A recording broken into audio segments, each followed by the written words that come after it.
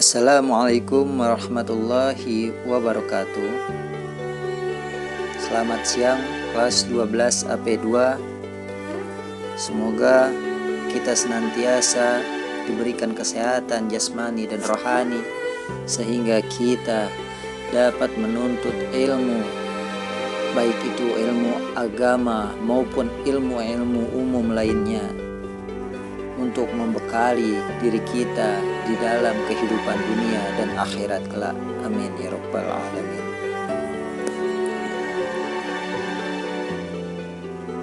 Demokrasi merupakan istilah umum yang berasal dari bahasa Yunani.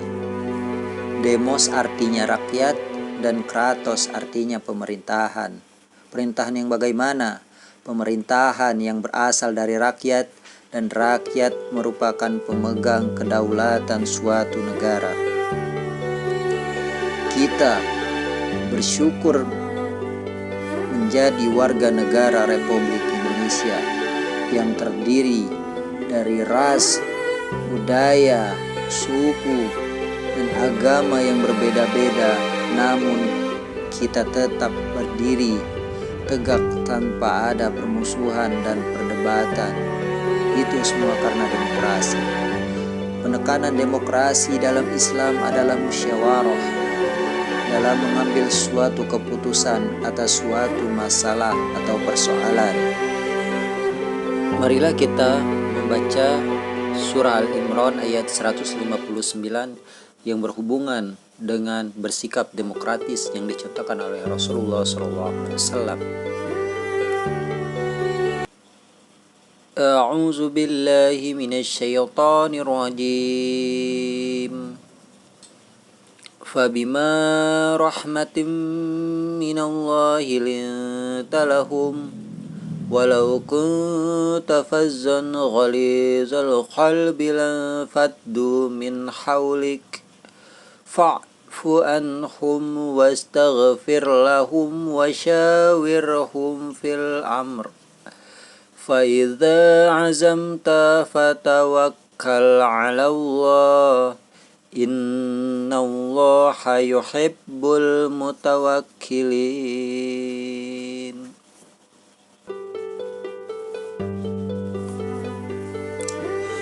Maka disebabkan rahmat dari Allah lah kamu berlaku lemah lembut terhadap mereka. Sekiranya kamu bersikap keras lagi berhati kasar, tentulah mereka menjauhkan diri dari sekelilingmu. Karena itu maafkanlah mereka, mohonkanlah ampunan bagi mereka, dan bermusyawarahlah dengan mereka dalam urusan itu. Kemudian apabila kamu telah membulatkan tekad, maka bertakwalah kepada Allah. Sesungguhnya Allah menyukai orang-orang yang bertawakal kepadanya.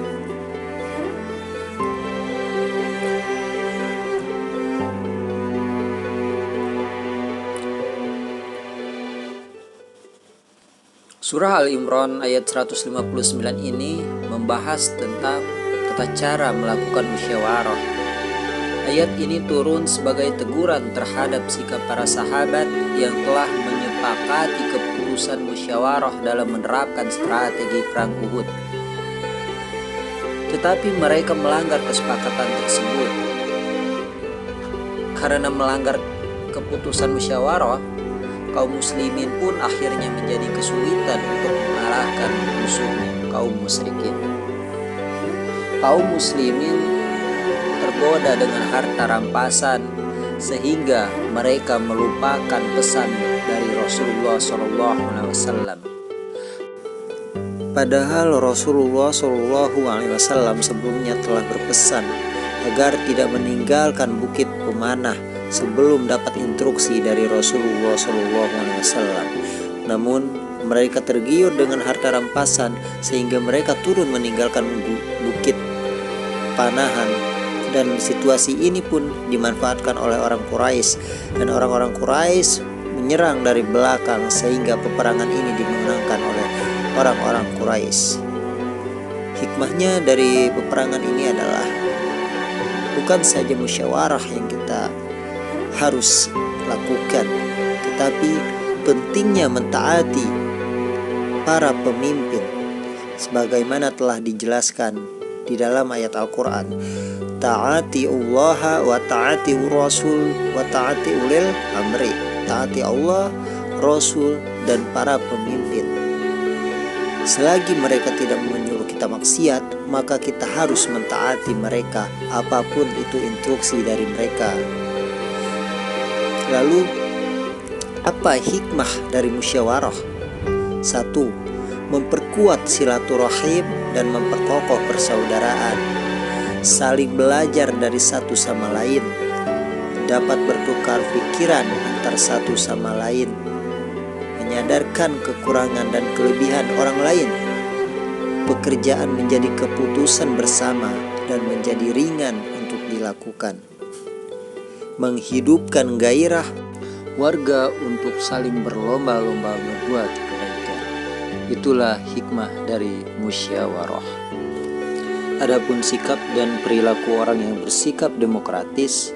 1. Bersikap lemah lembut jika hendak menyampaikan pendapat. Yang kedua, menghargai pendapat orang lain. Yang ketiga, berlapang dada untuk saling memaafkan. 4. Memohonkan ampunan untuk saudara-saudara yang bersalah. Yang kelima, menerima keputusan bersama dari hasil musyawarah dengan ikhlas.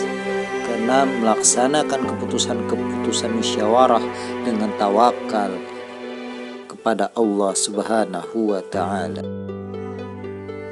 Demikianlah materi bersikap demokratis yang dapat saya sampaikan. Mohon dimaafkan jika banyak salah dalam penyampaian, karena saya berusaha menyampaikan yang terbaik, dikoreksi dan dimengerti. Semoga bermanfaat.